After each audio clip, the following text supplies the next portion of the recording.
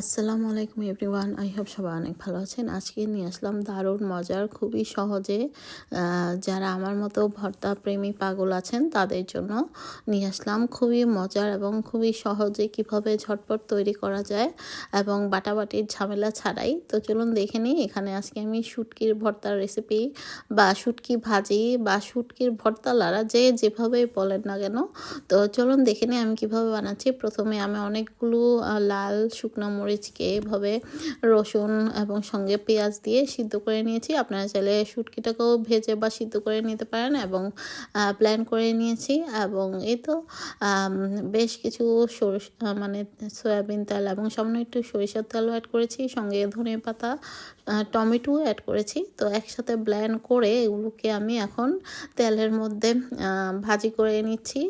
আর কাঁটাটা খুব ভালো মতো মিহি হয়ে গিয়েছে, তো কোনো ভয় নেই। তো যাই হোক, এখন এর মধ্যে আমি সামান্য করে আরও কিছুটা লাল কালার করার জন্য পাপরিকা গুঁড়ো এবং কাঁচামরিচও দিয়েছি একটা ফালি করে। আপনারা চাইলে স্কিপ করতে পারেন, কিন্তু এমনিতেই কিন্তু অনেক ঝাল, অবশ্য যে যেরকম ঝাল খেতে চান সেভাবে দিতে পারেন। আর সামান্য একটু হলুদ গুঁড়ো, একদম খুবই কম করে মরিচ গুঁড়ো এবং ধনে গুঁড়োও অ্যাড করেছি। আপনারা চাইলে স্কিপ করতে পারেন। আর এভাবে করে ভেজে আপনারা মাসকে মাস খেয়ে মানে বয়মে ভরে এয়ারটাইট বয়মে ভরে বা ফ্রিজে রেখে খেতে পারবেন যখন মন চায় বের করে। তো আমি কিছুটা বক্সে করে আলাদা করে রেখেছি, আর কিছুটার মধ্যে আমি আরও বেশ কিছুটা পেঁয়াজ, ধনেপাতা, টমেটো এবং রসুন কোয়া এভাবে মোটামুটি বড় সাইজ করে কেটে এবং কাঁচামরিচ দিয়ে আলাদাভাবে মানে ভেজে নিচ্ছি। আর সামান্য একটু দিয়েই কিন্তু অনেকখানি করা যায়। আর এই তো বেশিরভাগটাই আমি বক্সে রেখে দিয়েছি, যখনই মন চাইবে আমার মতো এভাবে পেঁয়াজ আরও মিক্সড করে ভেজে খেতে পারেন। খুবই সুস্বাদু, মানে এটাও খুবই ঝাল হয়েছে এবং খেতে দারুণ, মানে শুটকির ফ্লেভার।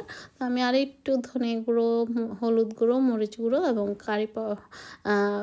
পাপরিকা গুঁড়ো অ্যাড করেছি একটু লালচে করার জন্য, দেখতে সুন্দর। আর গ্রানটা তো মাশাল্লাহ কি আর বলবো, চাপা শুটকি দিয়ে করেছি তো খুবই সুস্বাদু হয়েছে। তো সামান্য একটু পানি দিয়ে এটাকে ভুনিয়ে নিচ্ছি খুব ভালো মতো। আপনারা চাইলে শুটকির পরিমাণটা আর একটু বেশি কম বেশি করে দিতে পারেন, যার যেরকম ইচ্ছে। তো আমি অল্পতেই করে দেখছিলাম, তো এভাবে খেতেও যে এতটা সুস্বাদু হবে আমি ভাবতেই পারিনি। এরপর থেকে তো আমি পাটায় আর সহজে বাটবো না, আমি এভাবে করে বেশ কিছু রেখে দিয়েছি, মানে ডিপ ফ্রিজে, যখন মন চাইবে বের করে খেতে পারবো। তো অনেক দিন রাখার জন্য আসলে এই প্রসেস। আর যদি মনে করেন যে না কয়েকদিনের মধ্যেই খেয়ে ফেলবেন, তাহলে নর্মাল ফ্রিজে রেখেও খেতে পারেন। তো এই তো আমার পুরোপুরি রেসিপিটা দেখতেই পাচ্ছেন কেমন হয়েছে। আর খেতে মাশাআল্লাহ এত সুস্বাদু হয়েছে, কষ্ট কম আর খেতেও অসাধারণ। আপনারা যারা পাটায় বাটার ঝামেলা ছাড়াই শুটকির ভর্তা খেতে চান, তো আমার মতো এভাবে বানিয়ে ফেলতে পারেন। খুবই সুস্বাদু আর দারুণ ফ্লেভারফুল, খেতে যেমন সুস্বাদু দেখতেও খুবই ভালো হয়েছে। তো আমার রেসিপিটি যদি কারো ভালো লেগে থাকে অবশ্যই বাসায় ট্রাই করবেন, আর কেমন হয়েছে অবশ্যই কমেন্টস করে জানাবেন। আমি কিন্তু এর মধ্যে টমেটো অ্যাড করেছি। তো সঙ্গে মানে সঙ্গে শসা কুচি অথবা পেঁয়াজ, কাঁচা পেঁয়াজ অথবা লেবুর ফালি দিয়েও কিন্তু এটা খেতে পারেন, এত সুস্বাদু লাগবে মানে কি আর বলবো। যাদের জিভে পানি চলে আসছে তারা আজই বাসায় ওইভাবে বানিয়ে ফেলতে পারেন ঝটপট। ছোট বড় সবাই বানাতে পারবেন, খুবই সুস্বাদু।